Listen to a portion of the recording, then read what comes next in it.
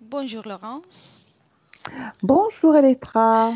Bien, aujourd'hui, on est là pour faire le 71e cycle d'investigation de l'Académie Grifasi. Et, Oui, et tu ne connais pas les sujets, comme d'habitude. pas du tout. Non, Bien, absolument pas. Ce sera la découverte. c'est bien. On va découvrir ensemble cette fois alors.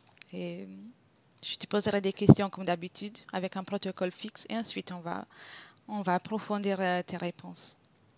Bien. Super, je suis Merci. prête. Parfait. Quand tu voudras, mets-toi à l'aise et je vais commencer de compter de 10 à 1 ou de 5 à 1. Comment préfères-tu? De 10 à 1 10 à encore 1. pour l'instant, Parfait. oui. Volontiers. Bien. Commence par Voilà. prendre une bonne profonde respiration. Tu commences à te détendre, fermer les yeux. Bien. Respire profondément. 10. À chaque inspiration, ton corps se fait de plus en plus lourd. 9. Et cette lourdeur qui va commencer par les pieds, les jambes,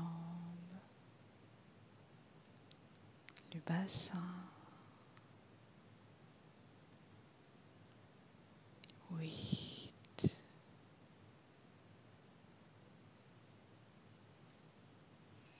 Et la lourdeur maintenant va dans toute ta poitrine, les bras.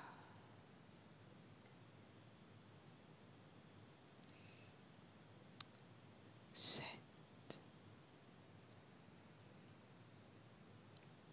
Maintenant, cette sensation de lourdeur très agréable rejoint ton cou, la tête.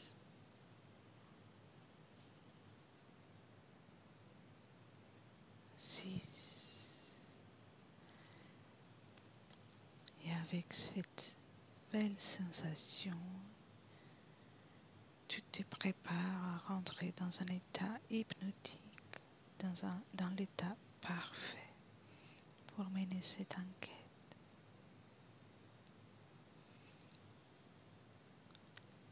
5.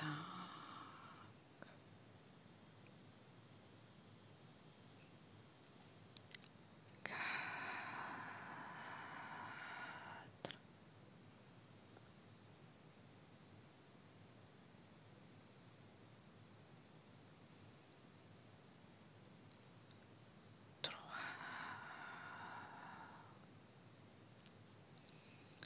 2.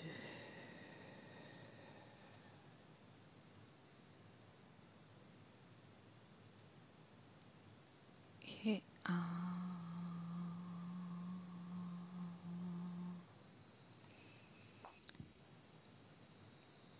Maintenant, Laurence, je vais compter de 1 à 3.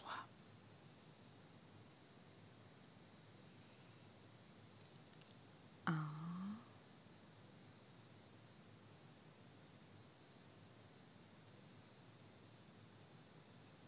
2,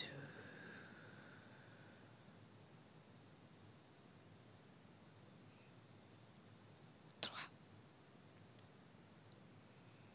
Comment te sens-tu, Laurence? Très bien. Bien. Je vais Oui. commencer avec la première question. Et je te demande de te connaître au mot Tartari.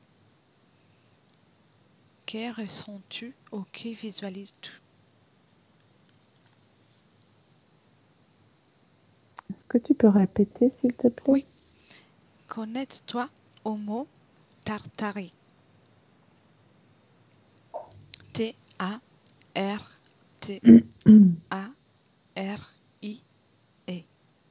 Pardon. Alors, la première image que j'ai eue, c'est un dragon D'accord. rouge, Rouge. un énorme dragon. Oui. Yeah, c'est très intéressant.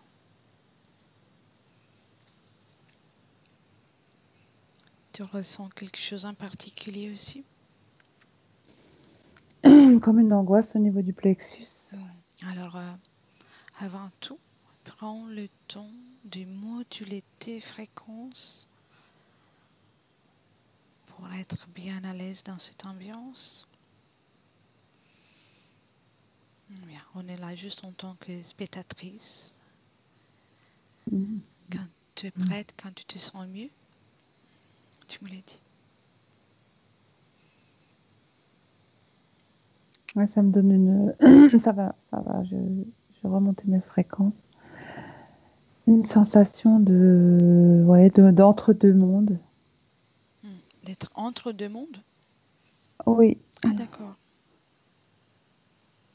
le sentiment d'oppression, c'est parce que c'est comme un entre-deux. d'accord, c'est ça le gène que tu as trouvé. Je pense, ouais, je ressens ça. D'accord, alors, déconnecte de cette scène, déconnecte, déconnecte. Ça va mieux? Oui, Très bien, merci. On sait que la Grande Tartarie était une civilisation présente dans plusieurs cartes, disloquée surtout dans la zone russe asiatique, mais présente aussi dans le monde entier avec des immeubles, des monuments ayant le même style. Pourquoi c'est là? Que perçois-tu à ce sujet?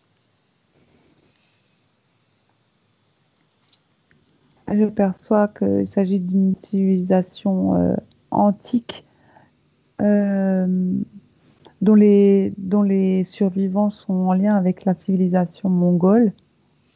D'accord.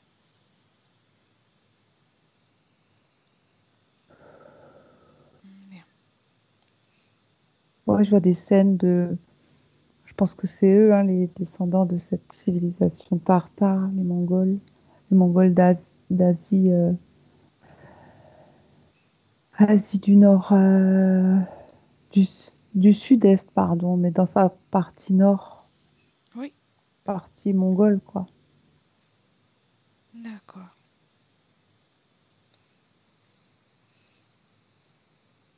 Alors, on- il y a eu des immeubles dans tout le monde, hein, connu à une certaine époque, avec des monuments avec le même style.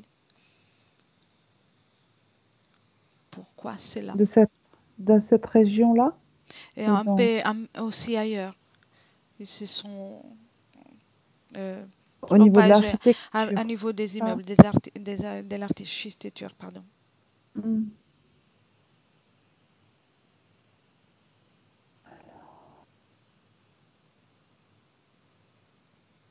Mais ouais, en fait, ce sont des artefacts tellement anciens que au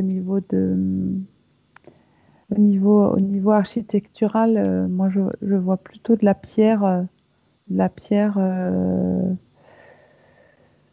soit sous forme de grotte, mais de la pierre fondue, en fait. C'est de la pierre D'accord, fondue qu'on a scellée ensemble. C'est plutôt ça, les immeubles, enfin l'architecture. Ce que tu appelles immeuble, je pense qu'il s'agit plutôt de la architecture. oui, oui, oui, oui. C'est des D'accord. bâtiments Oui, qui ont coincé. Parfait. Alors, entre en connexion ou observe les informations présentes dans les terres au sujet des immeubles et des architectures de la Grande Tartarie. Quelles sont les principales caractéristiques de ce bâtiment? En partie, tu as déjà répondu. c'est ça. Oui. C'est de la Toujours. pierre fondue. En fait, ils avaient cette capacité d'a- d'action sur la matière.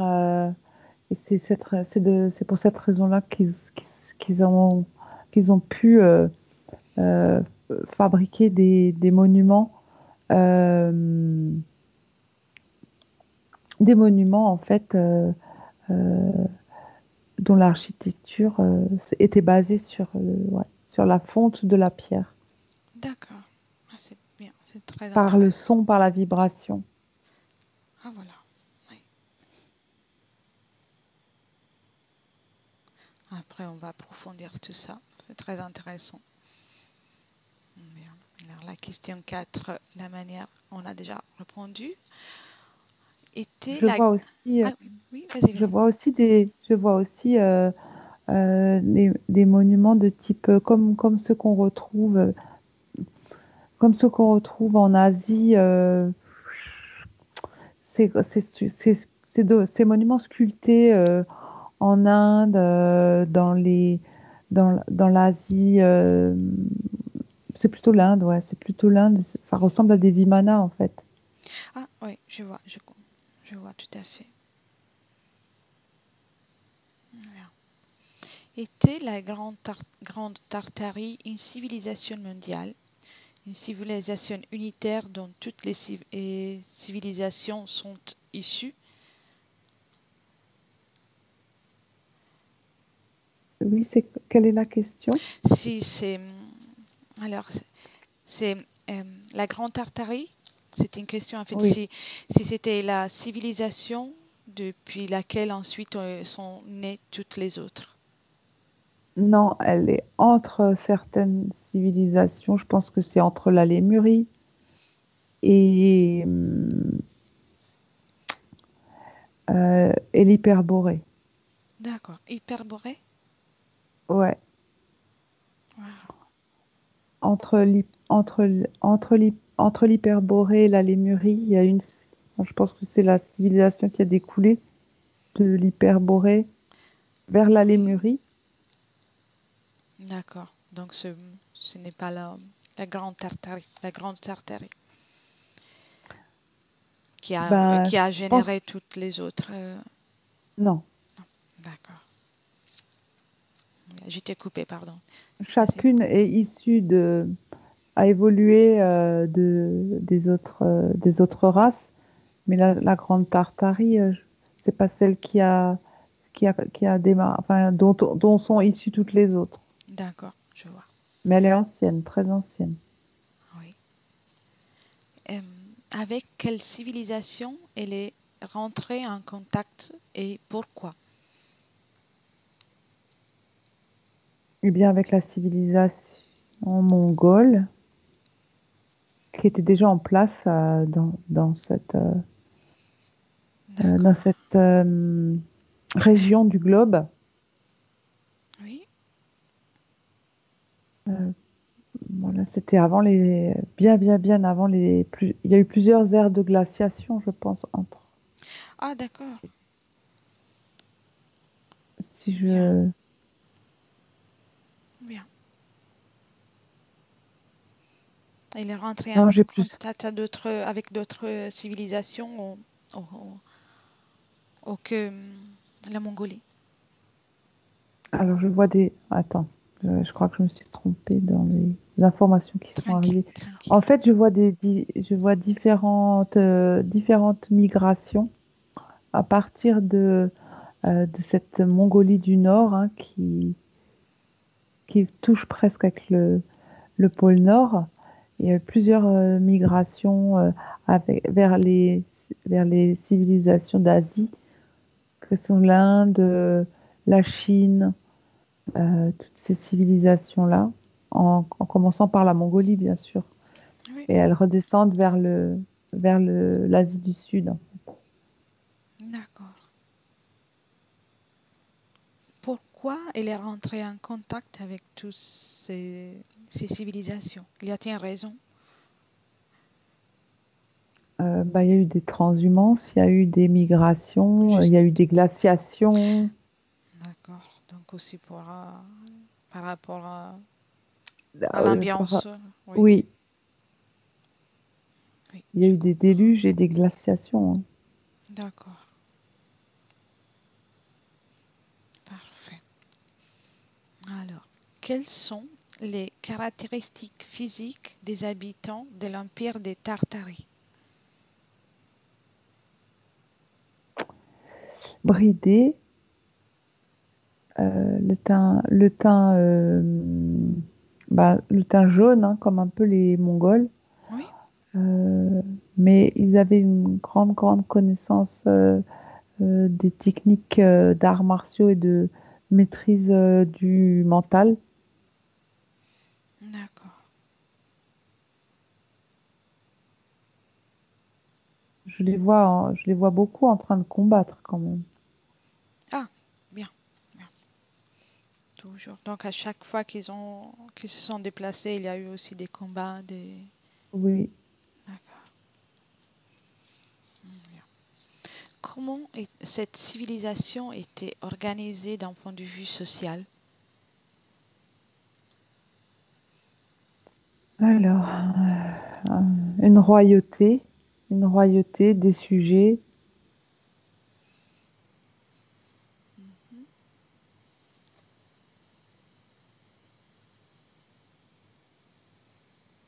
Bien. Mm, Il y a quelque chose que tu souhaites rajouter à ce niveau-là, à ce point-là? non, Non? D'accord. À Tartarie, c'était présente la technologie dans le royaume de Tartarie? la technologie. Oui, Oui, c'est celle que j'évoquais tout à l'heure. c'est Ils avaient la technique de vibration par le son, oui, euh, ce qui leur a permis de créer une architecture en sur la base de la fonte de la pierre. oui. Bien. Ce qui a, c'est la même technique qui a été utilisée sur les différents continents aussi euh, partout où ils ont pu migrer. Bien. C'est intéressant. Et donc, euh, qui ou quoi a été en mesure de développer cette technologie? Elle leur a été, je vois Shiva, mais ce Shiva au moment où, bien avant, quand il était encore Enki, quoi. Oui, Autant des Atlantes quand ils sont arrivés avant la création de cette civilisation. Ces techniques, elles ont été importées de constellations extrastellaires, hein. oui. Bien. Il y a-t-il des symboles ou des signes qui représentent la Tartarie ou que tu perçois qui sont liés à cette civilisation? Moi, je perçois un trident Oui, qu'ils ont directement repris des civilisations atlantes. oui, je vois. Ça s'est reproduit de civilisation en civilisation et c'est un des sigles qu'ils ont souhaité conserver. Bien. Et, quelle était l'étendue de ces frontières? Jusqu'au début de l'Europe, D'accord. c'est-à-dire et Angleterre compris, quoi. Et ensuite, le nord de l'Allemagne jusqu'en Asie, quoi. Bien. Pendant combien de temps son empire a-t-il existé?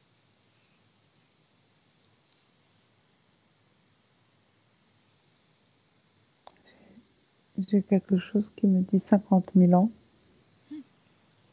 mais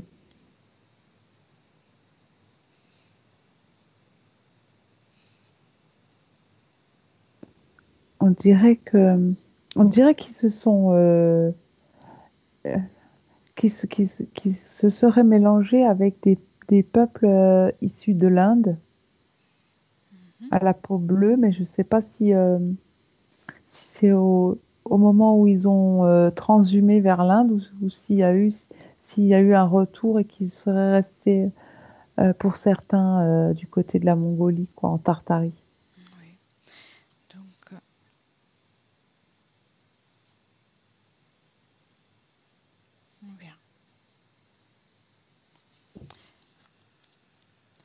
Quels sont les moments marquants vécus par cette civilisation?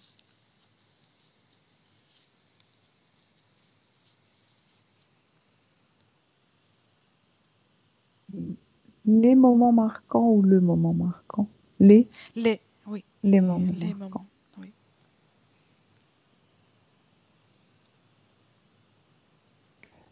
Il y a eu un cataclysme à un moment donné qui a fait que cette civilisation, une partie de leur peuple a réussi à migrer, mais sinon, je pense que comme toutes les autres, elle a été ensevelie sous un déluge. Hmm, je vois. Donc ça nous ramène presque à la question suivante. Qu'est-ce qu'il est, qu'est-ce qu'il est arrivé à cette civilisation pour laquelle son existence n'a pas été rapportée dans les livres d'histoire? Qu'est-ce qui a fait ça? Déluge et ensuite glaciation. D'accord.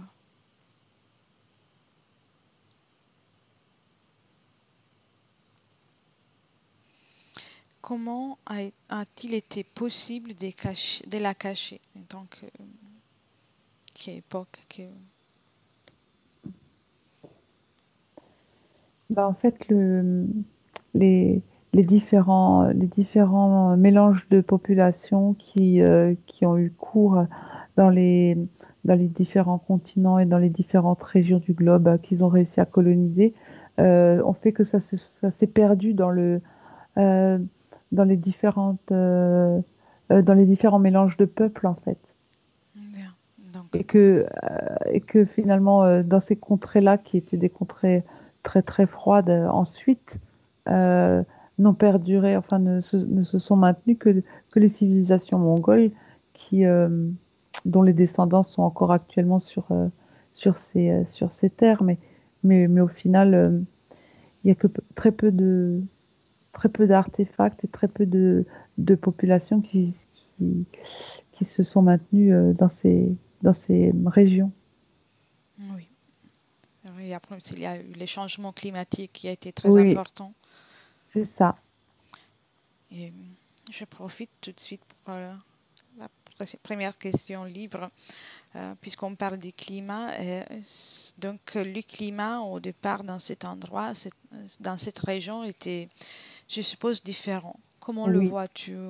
Comment tu vois les je le, terres et tout? je le vois beaucoup plus clément, plus chaud, plus propice à l'établissement d'une civilisation. Euh, donc, bien que situé dans dans les régions du Grand Nord actuel, hein, je, je perçois que ça se situait bien avant les glaciations comme telles qu'on les retrouve aujourd'hui. Donc, il y avait aussi des animaux différents, tout était différent au niveau de la nature, ce qui était présent autour de Oui, la... oui. Ah, je perçois que le dragon que j'ai vu au tout début Oui, faisait partie euh, des véhicules qu'ils utilisaient pour se déplacer. d'accord, d'accord, oui, j'allais justement venir au dragon, c'est bien. Protège-toi bien, mets-toi dans tes énergies, Mhm, comme ça on mhm. évitera Oui. d'être dérangé par des énergies qui peuvent être un peu plus lourdes. Mhm. Et, C'est bon pour moi. c'est bien? Parfait, c'est Mhm. bien, très bien. Et vois-tu des dragons partout? C'était des animaux qui étaient présents que pour la noblesse. Non, c'était des animaux qui vivaient partout, que tout le monde que tout le monde pouvait avoir et élever et utiliser comme véhicule ou comme, oui, c'est plutôt comme véhicule, hein. C'est comme certains utilisaient des éléphants, d'autres utilisaient des chevaux. Les Tartares, je les vois qui utilisaient des dragons. Des dragons. Euh, Oui. C'est les dragons comme ils les représentent dans les mythologies asiatiques. oui, j'allais te poser cette question. Comment ils se présentent Ils se présentent très comme un dragon serpent. Voilà. Et avec l'énergie, des... Pardon? quelle énergie il a, Il a une énergie qu'on peut apparenter à du feu, une énergie très très chaude. Mais oui, c'est bien cette forme animale qu'ils utilisaient sous forme de véhicule. D'accord. Et est-il une raison ésotérique pour la disparition de ces animaux? Ils n'ont pas disparu partout, simplement à cet endroit est devenu trop froid, même dans sa partie éthérique, pour leur permettre de continuer à vivre. Ils sont partis aussi, les dragons, à un moment donné, pour aller ailleurs. D'accord. Et quand on parle des dragons, ils étaient présents dans la dimension physique à cette époque-là, dans une dimension éthérique. Je les perçois dans le monde physique, dans les deux mondes en fait. Bien. C'est un monde tellement reculé, tellement ancien, que cette capacité que ce soit pour les animaux et les êtres, enfin en tout cas les humains ou humanoïdes qui peuplaient notre Terre, ils avaient cette capacité de passer par des portails facilement pour rejoindre des dimensions, enfin les terres. Et ils jouaient de cette capacité-là, c'était naturel pour eux. D'accord. Et lorsqu'il y a eu les cataclysmes et les difficultés de Mhm. le déluge et la glaciation, ont-ils pu s'enfuir dans une autre dimension éthérique ou ils sont restés Et pour coincés? certains, mm, bah, certains sont restés coincés, d'autres ont pu, par, en fait, par certains portails, ils ont pu rejoindre différents royaumes, même des royaumes comme Agartha, hein, dans la dimension éthérique, qui est pas si loin, hein, Oui, de, en termes de localisation par rapport à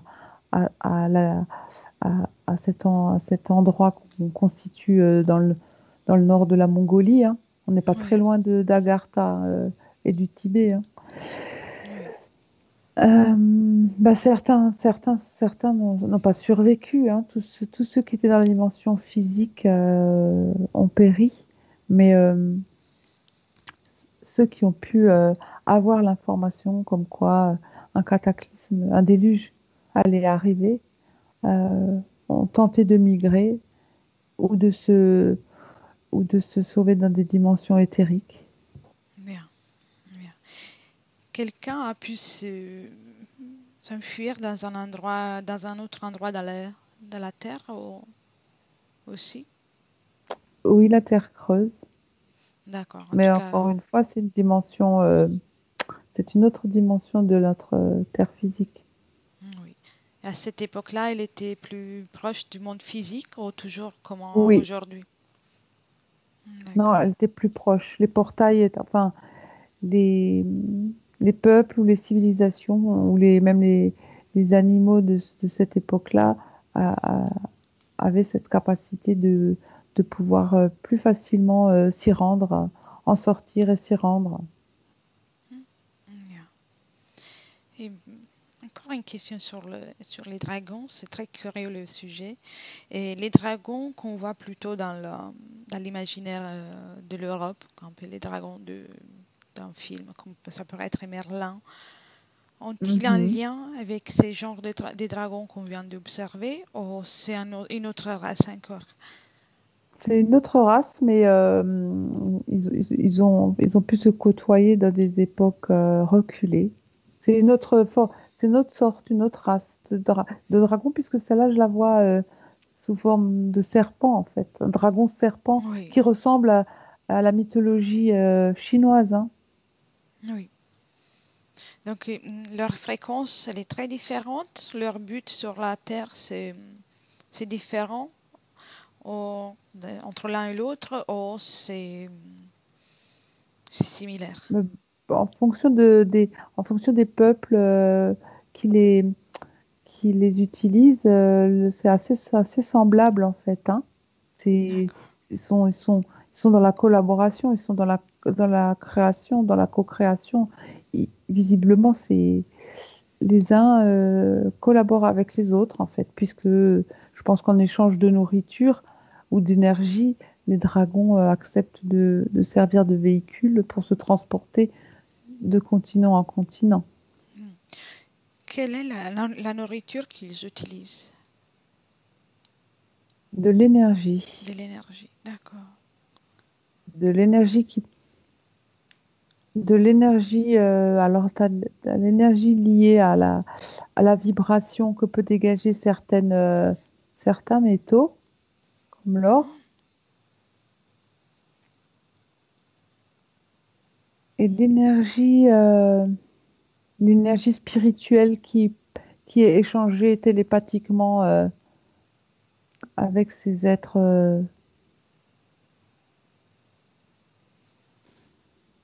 Oui, Oui, c'est bien. Ont-ils un lien avec les êtres qui ressemblent à des dragons, c'est que nous appelons draconiens? non, D'accord, c'est bien. absolument pas. C'était une curiosité, justement. Mm. Bien. C'est très, très Non, parce que les intéressant. draconiens sont une autre race et ont un autre but hein, sur Terre. Vraiment rien à voir. Oui, d'accord, très bien. Et, euh, quand on a vu les architectures, tu as vu aussi une technologie particulière qui permet la modulation de la pierre fondue par le Oui, son. oui, C'est très intéressant. Si tu veux rajouter quelque chose, je pense que ça peut être très, très intéressant. oui. Alors, attends.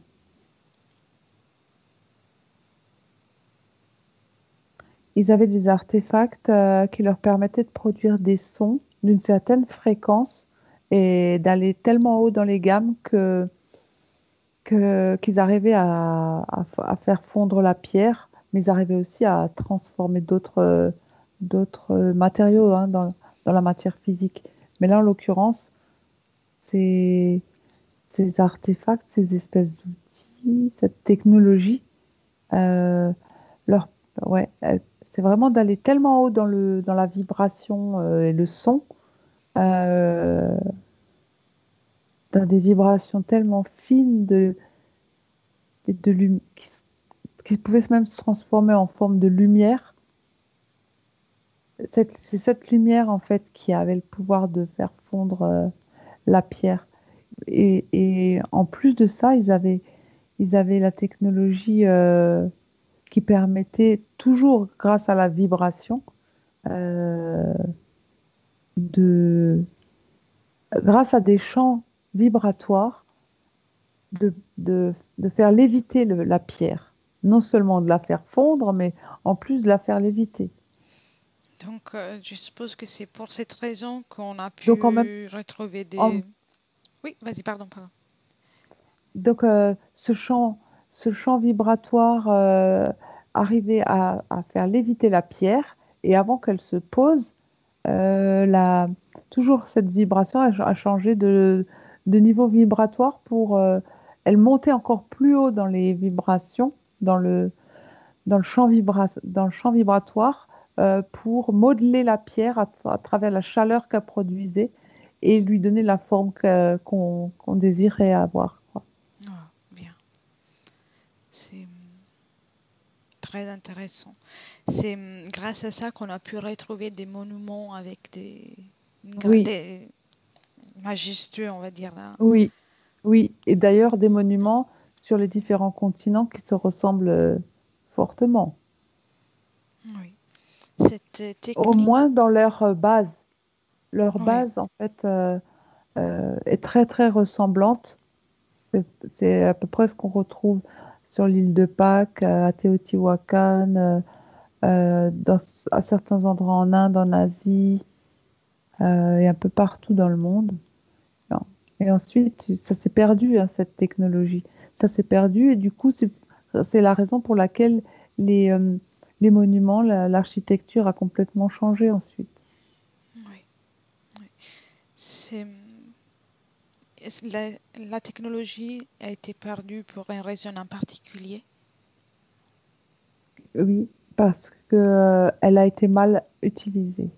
D'accord. Depuis combien de temps on a plus ce pouvoir, cette capacité à utiliser cette technologie? Plus, plus de 500 000 ans. Ah, d'accord. Et vois-tu depuis là si sera possible encore un jour sur Terre d'utiliser ces méthodes? On est en train il y a une prise de conscience que notre histoire n'est pas la vraie histoire, l'histoire du monde, l'histoire de la Terre, l'histoire de l'univers en fait.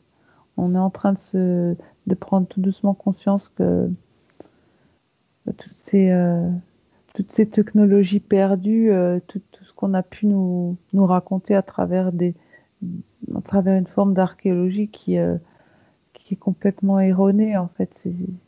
Il y a des chaînons manquants partout. Oui, Et en fait, les techniques que nous utilisons, nous, à travers l'hypnose régressive, elle va nous permettre, mais même certains avant nous ont déjà commencé, mais ils n'ont pas été entendus, ils n'ont pas été crus. Mais je pense que enfin, l'information que j'ai, c'est que les chaînons manquants à travers l'histoire de l'humanité, même avant, elle va être récupérée par ce biais-là. d'accord. Bien, bien. Vois-tu combien d'années, à partir avec les conditions qu'on a là, combien d'années ou de siècles, combien de temps on pourra réussir à maîtriser de nouveau tout ça? Ça me dit 102 ans, on dirait. Ah, d'accord. On s'y approche alors. On en est encore un peu loin. Mais bon. On est en train de bâtir Oui, cette capacité. Oui, ah, c'est intéressant. Et mais en fait, c'est oui, des techniques qu'on aurait pu retrouver parce que à travers les siècles, certains grands personnages se sont incarnés sur notre Terre et dans notre dimension physique pour nous apporter cette connaissance scientifique, mais les forces de l'ombre ont toujours été là pour mettre comme un grand couvercle dessus et faire en sorte que l'humanité n'y ait pas accès, ou en tout cas que ces théories soient déviées ou utilisées différemment que pour retrouver ces techniques multimillénaires. oui. En fait, là, on est en train encore de faire beaucoup d'efforts pour construire des choses que pour Mm, eux, ça aurait été très simple. oui, Mais exactement. on y arrivera de nouveau. Oui, Bien. oui. Et cette technologie, c'est quelque chose qui fait partie des hommes, donc des êtres humains, à la base, mis à part cette période qu'on a eue, nous, où on est en train de vivre nous, aussi quelque chose qui vient de l'extérieur. De... Ça a été apporté par l'extérieur, transmis enfin de population en population, même si au fil de l'histoire, ça s'est perdu progressivement. Il y a quand même des bribes qui nous sont restées, mais qui ont été perdues au fil du temps, euh, que certains, euh, que certains rares initiés ont réussi à conserver, à transmettre. Mais voilà, c'est un grain de sable dans, dans l'immensité de tous les déserts par rapport à ce qu'on aurait pu conserver. Oui, je vois. Et il y a-t-il des personnes sur Terre déjà incarnées qui pourraient être en mesure de commencer intégré dans leur conscience ce genre de technique ou pas encore? Oui, je pense qu'il y en a, mais voilà, c'est toujours l'éternel combat entre la dualité, les forces sombres qui essayent de retarder au maximum ce potentiel et ses capacités et l'élévation de conscience d'une certaine, voilà, d'une partie de l'humanité. Et Oui, donc,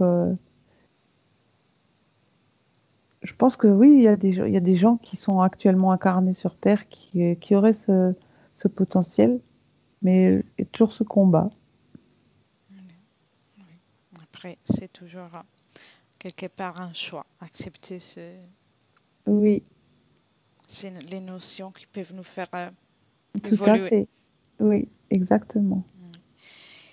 Et, tout à l'heure, tu m'as parlé du fait que s'agissait des personnes avec une grande connaissance des arts martiaux et, Mhm. une- et des et mentales aussi.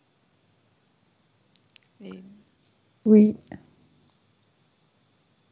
c'était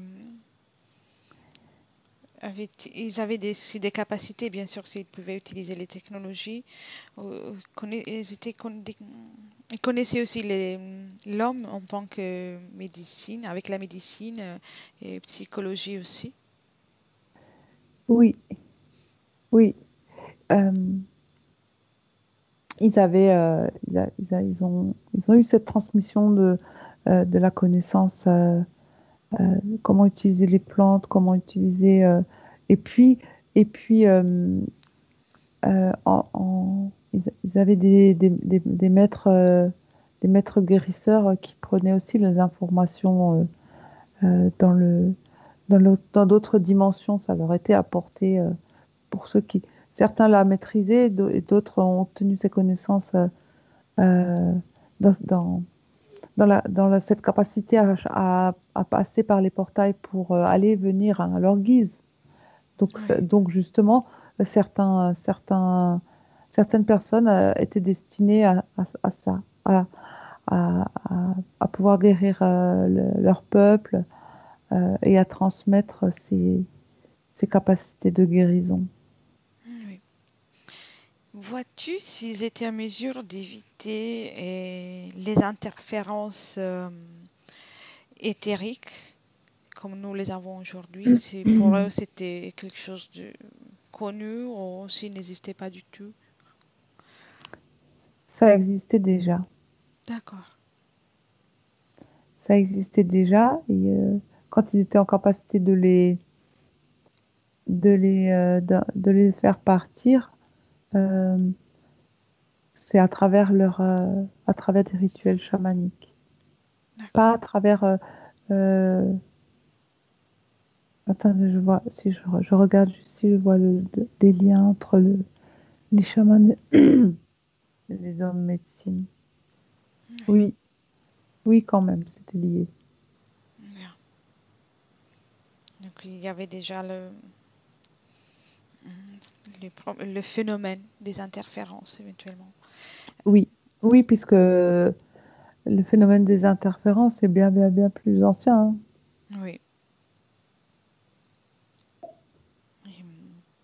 Il y a toujours eu hein, cette volonté de certaines entités, de certains peuples, d'autres galaxies, pour certains, une fois que la Terre a été ensemencée d'humanoïdes, d'humains, de, d'utiliser leurs énergies voilà, pour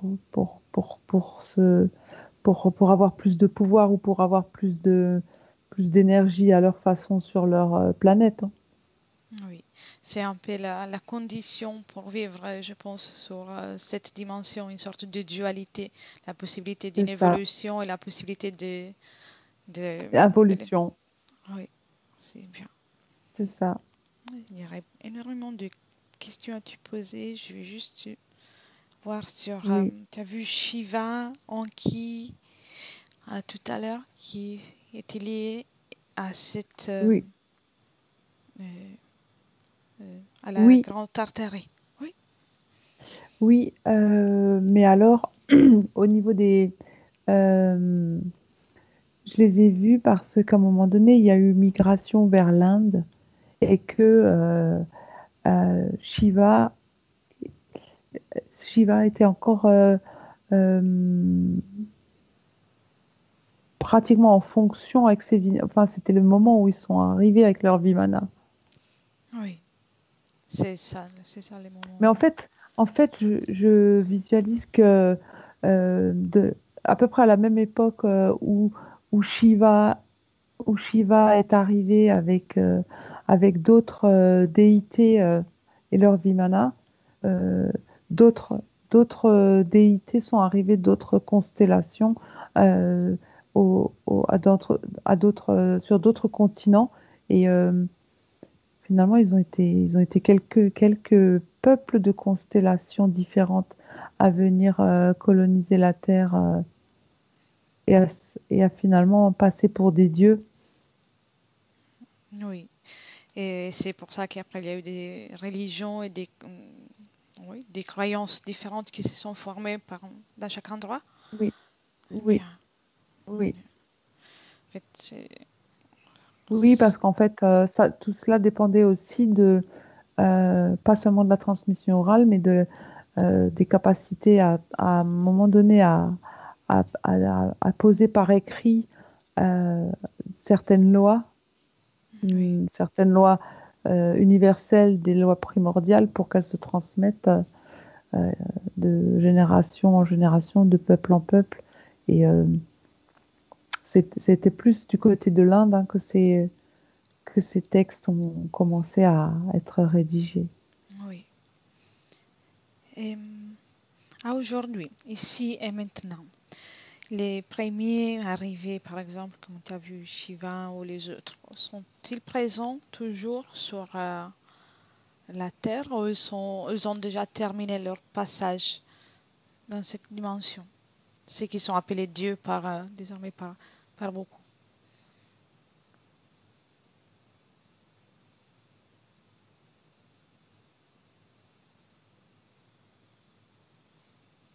En fait, moi, je vois qu'ils sont retournés de là où ils venaient parce que ils ont compris que le simple fait d'être vénéré et d'être vénéré par les peuples, les peuples qu'ils ont sous leur croyance, ça génère des égrégores qui font qu'ils n'ont plus besoin d'être présents physiquement ou même dans les différentes dimensions euh, de notre, de notre planète Terre. Hein. En fait, ils sont retournés loin dans leur constellation d'origine.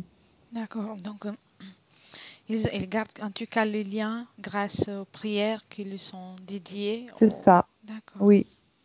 Oui, parce qu'en fait, les égrégores qui sont générés à travers la foi, les prières ou toute autre forme de pensée, ça va tellement plus vite que la vitesse de la lumière en termes de vibration, que quel que soit l'endroit où ils se situent dans une galaxie ou dans l'univers, ça leur parvient de toute façon instantanément. Donc, D'accord. En ils plus, n'ont plus besoin d'être présents physiquement ou même dans l'éther, hein, ils sont vraiment ailleurs complètement. En effet. chez eux, Ouais. d'où ils sont originaires. C'est très intéressant. Et le fait que les prières sont faites avec une émotion particulière, que ce soit le désespoir, l'espoir, la souffrance ou la joie, pour eux a Mhm, une différence.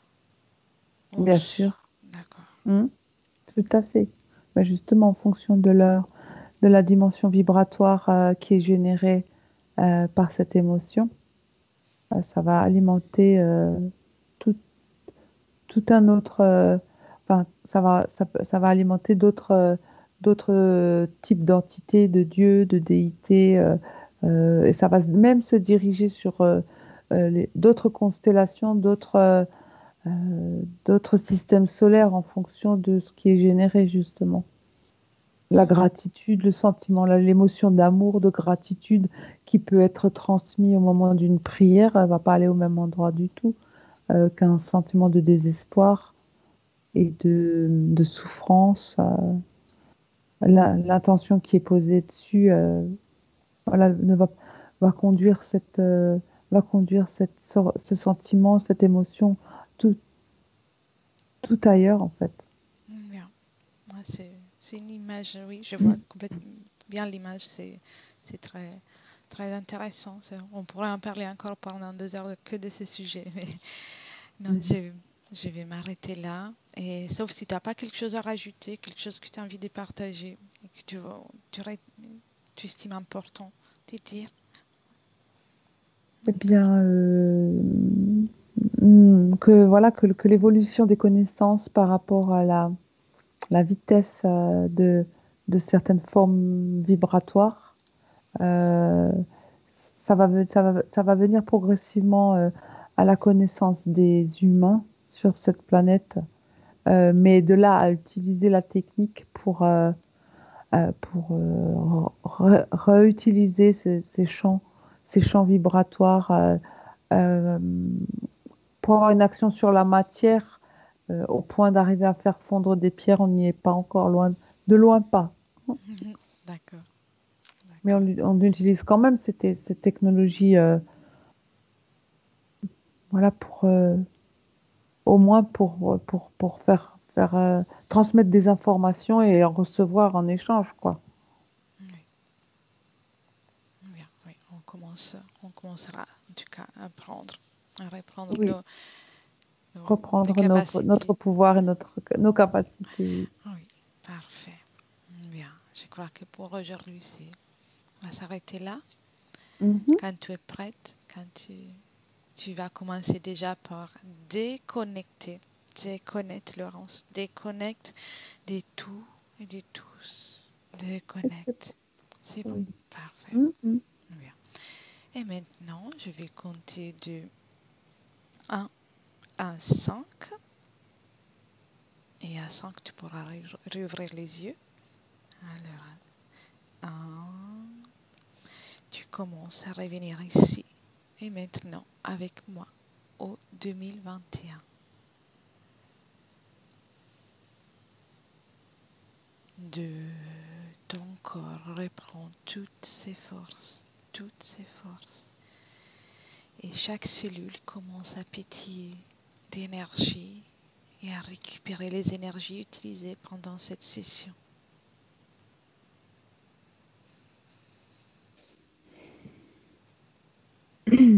Trois. Et à chaque inspiration, ton corps se remplit des fréquences les meilleures pour toi, de joie, de bonheur et de toutes les énergies que tu préfères. 4. Ton corps commence à reprendre la capacité à bouger. Tu peux bouger. Et quand tu seras prête, tu pourras ouvrir les yeux. 5.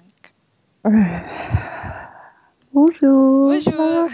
Euh, Ça a été, super, super. Oui, ça a été très joli voyage. intéressant. Oui, Oui, très oui, intéressant. oui. Merci beaucoup, Laurence. Vraiment, c'était. Merci. Je t'aurais posé 20 000 questions. Merci à toi. Euh, C'était un voyage assez fantastique. Oui, oui, je m'attendais pas à ça avec le sujet, mais c'est moi non plus. Non, je sais même pas ce que c'est la tartarie. c'est vrai. Non. C'est bien. Alors, on se dit à la prochaine et merci À infiniment. Et à bientôt. bientôt. Merci Electra. Bonne Merci fin de Laurence. journée. Au Toi revoir. aussi. Au revoir. Alors, hop. Più o meno liberi mentalmente, liberi pensatori, sempre c'è una parte subliminale che interpreta in base all'educazione ricevuta, alla cultura e perché no anche tutte le esperienze di esistenze passate che ancora lasciano un segno in noi. Per capirci è come se dovessimo parlare con un'altra persona immersi nell'acqua, a qualche metro di distanza, cercando di utilizzare un mezzo, che è quello della corda vocale, che è fatto per produrre suoni da trasmettere nell'aria. Noi stiamo utilizzando questo strumento per far passare un'onda sonora nell'acqua o in un liquido. Chiaramente il suono viene completamente distorto, sempre ammesso che sia per il nostro corpo facile e non difficoltoso poterlo fare senza avere dei problemi come ingurgitare acqua o eccetera. Ma non solo. Supponiamo che per questo tipo di comunicazione utilizziamo anche due lingue diverse, per esempio un italiano e un russo o un giapponese. Per quanto possiamo anche interpretare il labiale, non possiamo capire quello che ci sta dicendo, perché la lingua è diversa. La lingua, diciamo, da dove parte l'informazione a dove arriva è completamente diversa, il codice, il linguaggio è diverso. Ma possiamo anche cercare di capirci attraverso i gesti, attraverso le espressioni facciali. Per quanto sia ipoteticamente facile poterlo fare sott'acqua, però non dobbiamo dimenticare che l'acqua non è l'aria e può distorcere l'immagine, ma non solo. Dobbiamo anche pensare che l'altra persona, che parla un'altra lingua, che viene da un'altra cultura, potrebbe interpretare i segnali che noi interpretiamo come X in Y. Per noi un sì è abbassare la testa dall'alto verso il basso, per esempio, sì, e il no da sinistra verso destra, no. In alcuni paesi orientali, come le Filippine credo o qualcun altro, utilizzano esattamente gli stessi segni, ma al contrario. No, sì. Immaginate due persone di queste due culture che stanno cercando di comunicare in maniera così difficoltosa e alla fine non gli rimane altro che interpretare il linguaggio corporale. Sì, che per l'altro invece no. Cosa voglio dire con questo esempio estremo? Che l'informazione da dove parte a dove arriva viene completamente deformata. Non sappiamo esattamente quale percentuale perché ogni situazione è a sé stante, però la percentuale di inquinamento, di distorsione, di contaminazione di questa informazione è assolutamente alto. Quindi fare una sessione investigativa, mettere una persona in ipnosi e chiedere di Tizio Caio Sempronio di una situazione o chiedere certi dati è assolutamente controproducente, è assolutamente inutile. Quindi vi chiederete cosa fate allora voi quando fate ipnosi, quando fate delle domande, quando cercate delle risposte e con queste informazioni che vi arrivano lavorate sulla situazione esoterica del cliente. Beh, non facciamo altro che recuperare questa informazione solamente per arrivare al problema del cliente e poi lavorarci. Quindi il valore dell'informazione non è quello di un'istruzione, quello di memorizzare dei dati e di prenderli per buoni, ma è un veicolo di movimento, di trasporto verso la causa del problema per poi lavorarci. Quindi lo scopo di questo tipo di informazione che si prende dalla singola sessione è completamente un altro. Come si fa quindi? Investigazione in ipnosi. Il lavoro non è semplice, il lavoro è lungo, difficoltoso, stancante. È necessario farlo anche in squadra perché bisogna moltiplicare il numero di sessioni da fare e una sola persona potrebbe farlo soltanto in un tempo estremamente largo. Noi abbiamo delle informazioni che prendiamo ormai per buone, ci lavoriamo, danno dei risultati e quindi per noi sono buone. E come abbiamo fatto ad avere queste informazioni? Per esempio, come facciamo a sapere che un extraterrestre chiamato il cosiddetto grigio è più o meno alto X, poi ci sono magari quelli anche un po' più alti, ma hanno un corpo strano, hanno una pelle grigio-verde, hanno degli occhi grandi a mandorla, neri, senza una pupilla visibile, non hanno quasi bocca né naso né orecchie, hanno soltanto delle fessure, non hanno organi genitali, hanno degli arti molto più lunghi rispetto alla proporzione che potrebbe avere il corpo umano, e di solito hanno meno dita delle 5 del corpo umano, eccetera, eccetera, eccetera. O se no prendiamo un altro tipo di essere che possiamo incontrare in ipnosi, come facciamo a dire che hanno delle somiglianze con i rettili, gli animali rettili terrestri, o gli invertebrati, gli insetti terrestri? Perché? Perché siamo sicuri di questa informazione e ci lavoriamo, e quando ci arriva la prendiamo già per buona, nonostante sia anch'essa contaminata. Perché queste informazioni sono arrivate da tantissime sessioni, fatte da tantissime persone, con tantissime altre persone sotto ipnosi, e che nel contesto di tutto il lavoro gli uni non sapevano degli altri. Questo dato può essere più o meno rilevante, sempre c'è contaminazione, e quindi possiamo prendere per buono anche un gruppo di lavoro dove l'uno possa sapere dell'altro. Ci potrebbe essere una contaminazione del contesto di quel gruppo di lavoro, ma si aggiunge semplicemente una piccola percentuale di questa contaminazione a già la grande che esiste. Non è così impossibile lavorarci. Da tutte queste sessioni, da questo grande numero di sessioni, migliaia, diciamo migliaia, noi prendiamo solamente quell'informazione che è uguale a tutte, che è in comune a tutte, o a quasi, perché magari in qualcuna ci potrebbe essere niente in comune per una fortissima contaminazione, perché no? Ma dobbiamo prendere una stragrande maggioranza, proporzionalmente abnorme rispetto a quello che potrebbe essere un minimo di scartabile,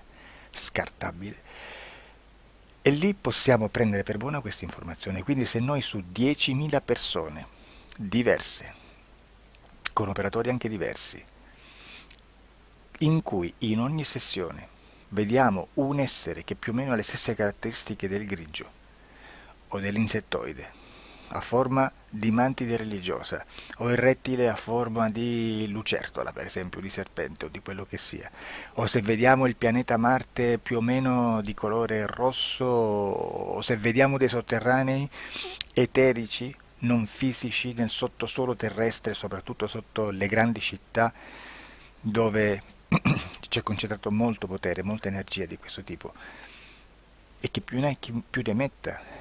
Se vediamo degli impianti che hanno certi tipi di funzioni, certi tipi di forme in certe parti del corpo, e questa informazione la ritroviamo tutta o quasi in tutte le sessioni fatte, eseguite, realizzate da tanti anni a questa parte, significa che quella è una informazione affidabile.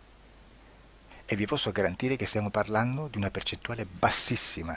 Su un 100% staremo, credo, forse più in basso di un 2-3%. Immaginate, tutto il resto è spazzatura, è informazione spazzatura. Sì, spazzatura.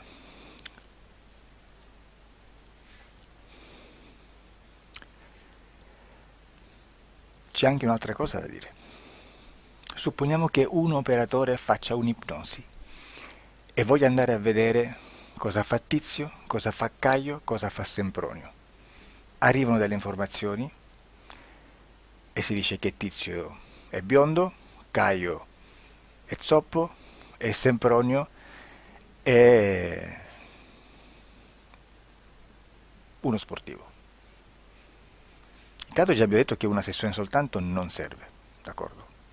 Ma poi c'è da dire che una coscienza, un essere, in ambiente subliminale, la sua parte subliminale potrebbe non dare autorizzazione a questa fuoriuscita di informazioni.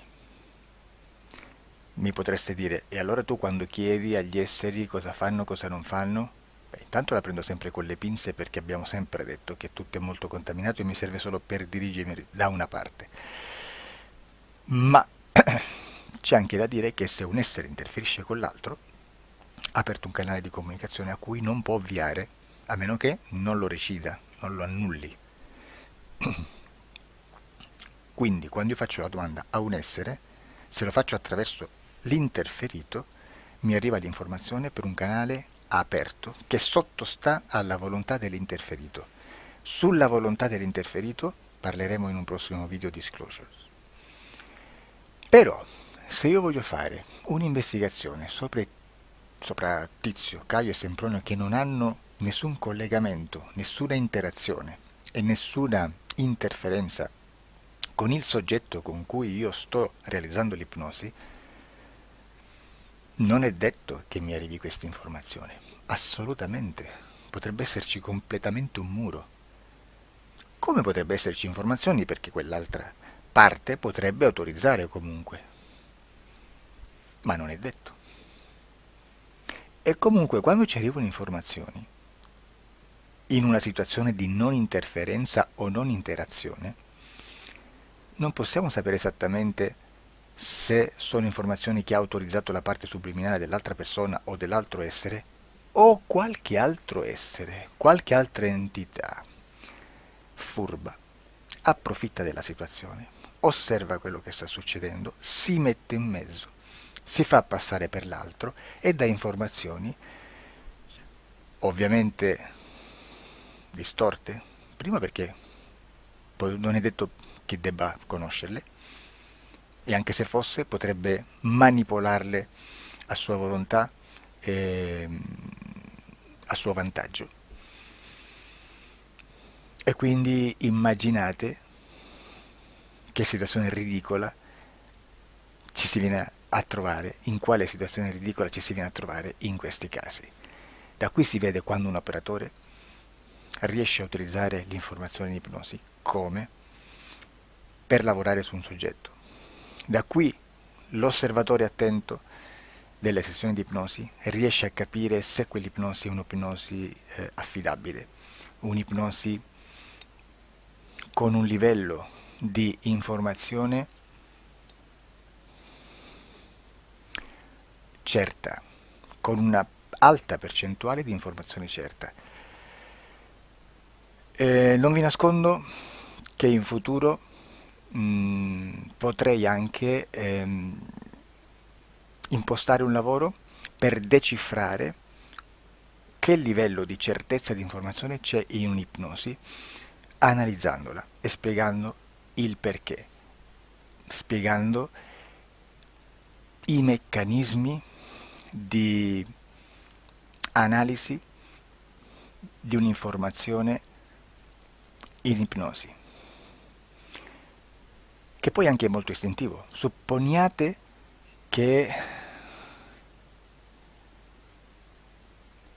Supponiamo che dobbiamo cercare un'informazione su internet, per esempio un fatto di cronaca. Voi preferite mettervi su un sito ufficiale? A caso. L'ANSA in Italia, ADN Kronos, qualche telegiornale che per quanto possano manipolare l'informazione ad alti livelli, comunque possiamo dare affidabile la fonte dell'informazione che viene trasmessa. Non possono trasmettere una bufala sicuramente. Verrà sicuramente manipolata ad altri livelli. Ne parleremo in altri video, ma a livello base la fonte è certa. Sicuramente non andrete a cercare questa informazione sul primo sito, il primo blog che vi passa davanti e magari ha 4 followers. Perché? Perché non vi dà nessuna garanzia della certezza della fonte. Non c'è un controllo né nella struttura interna di questa agenzia di informazione e né dal grande pubblico che per la quantità di persone che attingono quell'informazione si può dedurre se l'informazione è certa o meno, perché è un'informazione che passa in un pubblico così vasto che se ci dovesse essere una distorsione con la realtà è molto probabile che venga fuori. Credo che abbia detto quasi tutto sulle sessioni investigative. Prima di chiudere aggiungo che proprio per questo stiamo conducendo dei cicli di investigazione in ipnosi regressiva che comprendono tante sessioni con persone diverse, con una buona o eccellente suscettibilità ipnotica, sicuramente, per poter indagare su spazi ristretti su alcuni temi. Perché dico spazi ristretti? Perché se andiamo a prendere eventi grandi nel tempo, nello spazio, storici, parlare di qualcosa di molto generico implica una quantità di sessioni abnorme.